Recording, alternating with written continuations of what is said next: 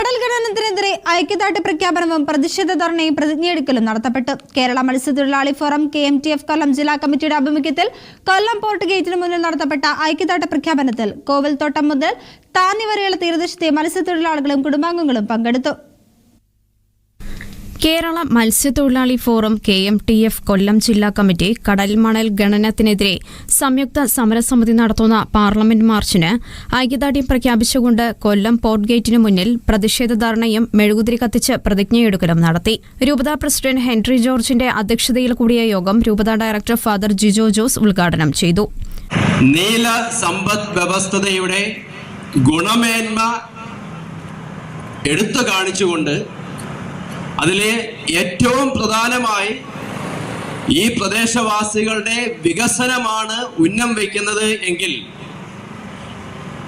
അതിനെ എടുത്തു കാണിച്ചുകൊണ്ട് അല്ലെങ്കിൽ അതിൻ്റെ ചുവട് പിടിച്ചുകൊണ്ട് ഈ പ്രദേശവാസികളെ തന്നെ ഇല്ലാതാക്കുവാൻ ഇവിടുന്ന് പലായനം ചെയ്യിക്കുവാനായിട്ടുള്ള പദ്ധതികളുമായിട്ടാണ് ഇന്ന് കേന്ദ്ര ഗവൺമെന്റ് മുൻപോട്ട് പോകുക.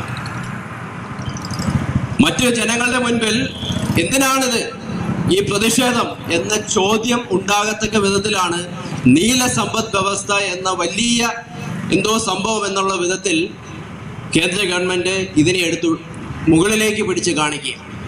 എന്നാൽ അതിൻ്റെ പിൻഭാഗത്തുകൂടെ നടക്കുന്ന അഴിമതി, ഇല്ലാതാക്കപ്പെടുന്ന ജനവിഭാഗം ഇവിടുത്തെ മത്സ്യത്തൊഴിലാളികളാണ് എന്നുള്ളതാണ് സത്യം. മുഖ്യപ്രഭാഷണം KMTF സംസ്ഥാന പ്രസിഡന്റ് ജോസഫ് ജൂഡ് നിർവഹിച്ചു. കടലും തീരവും ജീവൻ കൊടുത്തും സംരക്ഷിക്കുമെന്ന പ്രതിജ്ഞ പോർട്ട് കൊല്ലം ഇടവക വികാരി ഫാദർ ഫ്രാങ്ക്ലിൻ ചൊല്ലിക്കൊടുത്തു. മെഴുകുതിരികൾ കത്തിച്ച് എല്ലാവരും പ്രതിജ്ഞ ഏറ്റുചൊല്ലുകയും ചെയ്തു. തുടർന്ന് രൂപതാ ministry coordinator father Jose Sebastian അനുഗ്രഹ പ്രഭാഷണം നടത്തി. KMTF സംസ്ഥാന secretary KJ Yesudas, treasurer Y Yesudas Arinellur, KLCA സംസ്ഥാന vice president Vincy Baiju, KCBC മദ്യവിരുദ്ധ സമിതി പ്രസിഡന്റ് യോഹന്നാൻ ആന്റണി, അലക്സാണ്ടർ ഹാരിസൺ പടപ്പക്കര, KMTF രൂപതാ സെക്രട്ടറി എന്നിവർ പ്രസംഗിച്ചു. കോവിൽത്തോട്ടം മുതൽ തന്നി വരെയുള്ള തീരദേശത്തെ മത്സ്യത്തൊഴിലാളികളും കുടുംബങ്ങളും പ്രാദേശിക നേതാക്കളും സംഘടനാ പ്രതിനിധികളും പങ്കെടുത്തു. ഷെഗ്ന ന്യൂസ്, കൊല്ലം.